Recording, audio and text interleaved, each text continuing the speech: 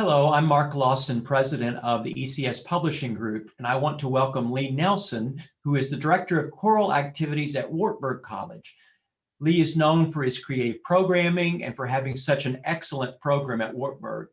He's also the editor of the Lee Nelson Choral Series published by Galaxy Music. So welcome, Lee.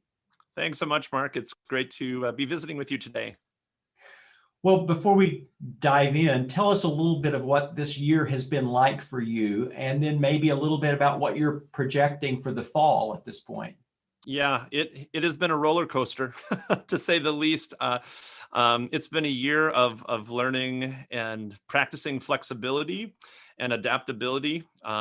Plans that were made are quickly dashed and changed around. So we have found ways to make music this year, which I'm so grateful for. It doesn't look like anything we've done in the past, but we've learned a lot of new technology. We've learned new ways to build community. And boy, I hope we're back in some sort of normal in the fall. But I'm not holding my breath. I think that's something that COVID has taught us, is that, best laid plans. Right now we're planning to probably rehearse in the larger spaces at the beginning of the year and keep masked and, maybe adapting some of the other things that we're doing. But we'll be watching the vaccination rates really carefully, and we'll be watching what the college does with vaccination here as well to see if and how we can get back together in some semblance of normalcy again. Well, we've been working on your series for a number of years now, and I'm wondering, before we start talking about some of the new pieces, what are some of the pieces that you find yourself going back to and doing over and over? Well, one of the pieces that actually kicked this series off is probably the one I've done the most, and it's a piece by a former student of mine, and he's got a number of pieces in the series and in the whole catalog now. His name is Connor Copine, and the piece is a setting of the text, "I Carry Your Heart." He wrote it for the Wartburg Choir, and I've conducted it with, I think, 4 or 5 different all-state choirs now, and it's one that I go back to again and again. Some of the other ones that come to mind that I've used a lot, and especially in festival settings, is Eric Barnum's Responsorial. It's one of a set of 4 pieces that I think works so well as a concert opener or a little 90-second piece in the middle of a program or even at the end of a program that I think works just beautifully with that. The other one that comes to mind would be another one by Connor, which is a setting of JESU DULCIS MEMORIA that he wrote for TTBB originally, and now has come out with an SATB version of it that works so well and can be done by a variety of levels of choirs. Sort of harkens back to a Renaissance sort of style, sort of feel, but with a definite modern twist to it. Another one that's in the series that I think was kind of interesting was the Moonlight sound design and the whole way that he incorporated the different instruments in that and actually set people off looking around trying to find those. So that is, I totally, thank you for reminding me. Yeah, that piece, in fact, I just had an email about it yesterday again, that the piece is so simple and can be done so effectively, again, with very young choirs. You can actually break the divisi down quite a bit and make it a more simplified version. It's not hard to learn at all. And you can feature a wonderful soloist. And yes, the trickiest part of that piece is the drum, finding the special hang drum that he wrote it for. However, technology has come forward, and there are companies now who are making them. And in fact, there's a company right now that's making them in which you can, it's a digital instrument, believe it or not, and you can play it in a variety of keys. And so it will be used or can be used in a variety of ways. And it's economical now. The instrument's not some unicorn that you're trying to find for $3,000. So yeah, it's a great piece. Yep. And you can also do that piece really effectively with marimba. When we brought it on tour, I actually used an electric keyboard, and I used a double bass setting because it had the plucking of the string, which created sort of the hit of the drum. And then we just did it up an octave, and I put the sustain pedal down. And to be honest, it is probably the closest thing to the drum sound that we came across. So I've experimented with guitars as well. You can use a guitar, an acoustic guitar that's amplified and play with that. So lots of ways to experiment with that piece. And so you've done a number of things on choir tours and festivals. Are there any particular pieces that you think that people doing festivals should really look at? You know, we mentioned Kyle Peterson's name, just such a creative composer and a person with this huge heart. And he's written a number of things that that are coming out and that are currently out that would work so well in a festival setting. He's got a piece called Bend that it's my new favorite festival piece, when festivals get going again, that is, I suppose. It's very straightforward, quite simple, and a beautiful text that talks about bend, don't break, my child, lean into the hardship and then rest a while.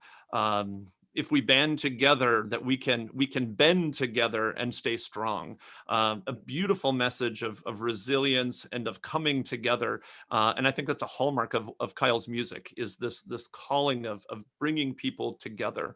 He also has a piece called Soon We Will Be Done that is actually getting a lot of performances, and Wartburg Choir actually did a video of last year. It's a piece that's really near and dear to our heart. A text by Kyle that utilizes the spiritual original text of Soon We Will Be Done, or Soon I Will Be Done. And he adds into it, soon we will be done with all the isms that separate us and divide us.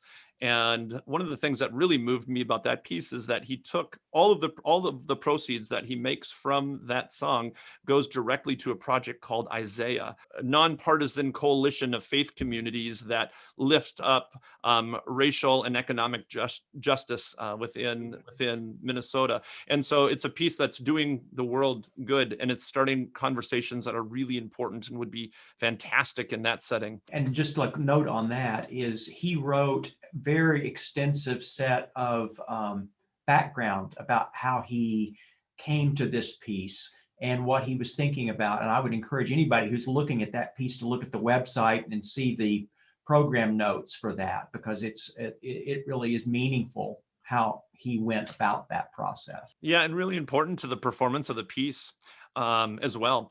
The other important thing about that piece that people perhaps don't realize is there's spoken word that's in it, and he encourages ensembles to come up with their own texts to be spoken in the midst of it as well. So a really powerful piece. I know you just recently did a concert in which you did one of the pieces by Ruthie Foster on your concert. And talk about your experience with those, and maybe even the experience of, because they're a little different from the standpoint of how you approach those.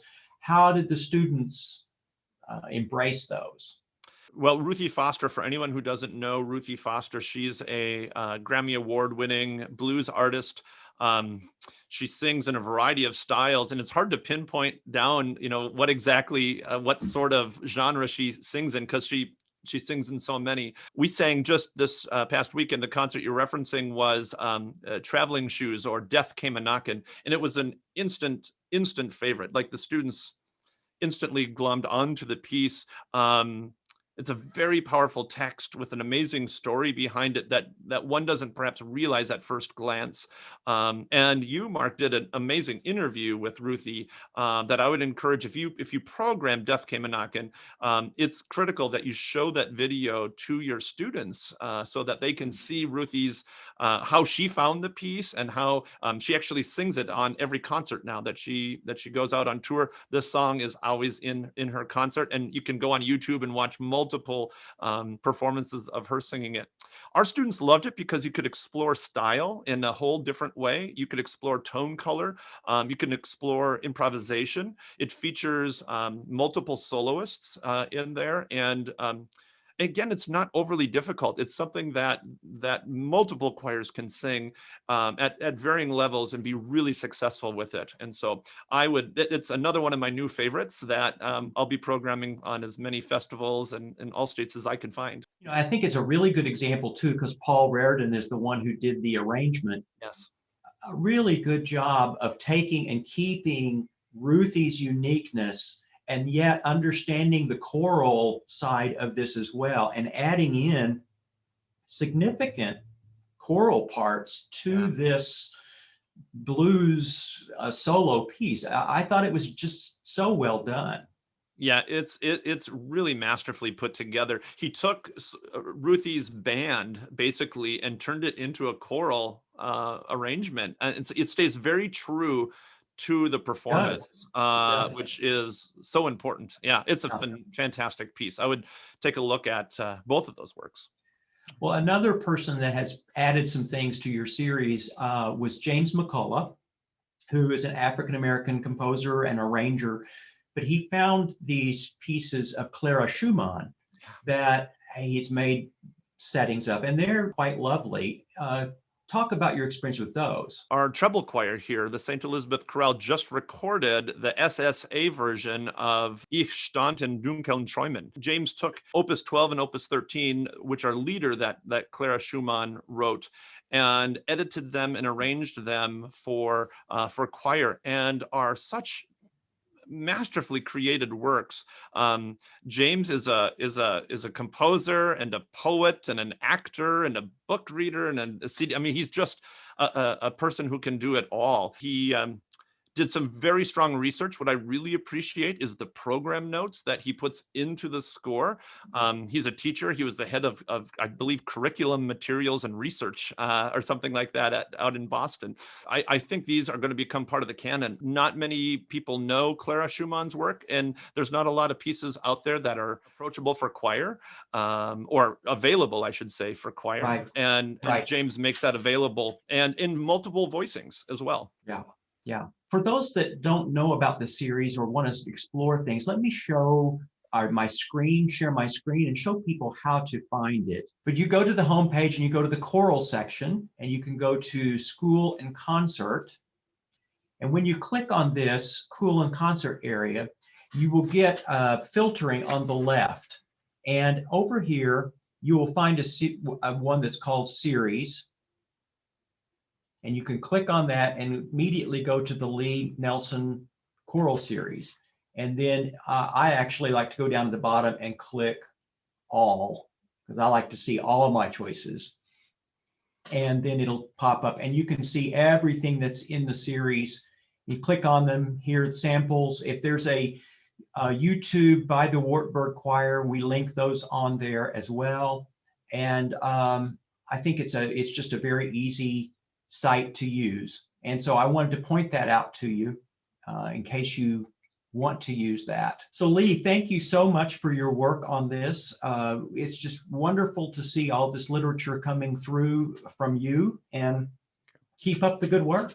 Well, I appreciate it. It's a joy to be part of this process, and thank you for lifting up this work. I saw the Renee Clausen, The Music of Being, a brand new piece by Renee Clausen. That's another SSA piece that's great for festivals, and one that no one knows about that I saw in there, Samuel Sweet's poignant Last Lullaby, which was written for the children of Sandy Hook. It's a complex piece. It's a piece that's really sort of a high honor choir or all state level, but it's a piece I'd encourage people to see. And I'm just so grateful to you, Mark, for lifting up these composers and these people and getting this music out there. It's a valuable resource. Well, you're welcome. You're welcome. Well, thank you. Well, thank you very much for joining us, and good luck in closing out this semester and looking toward singing again in the fall. Yeah, thanks so much, Mark. All right, take care. Take care. Bye-bye.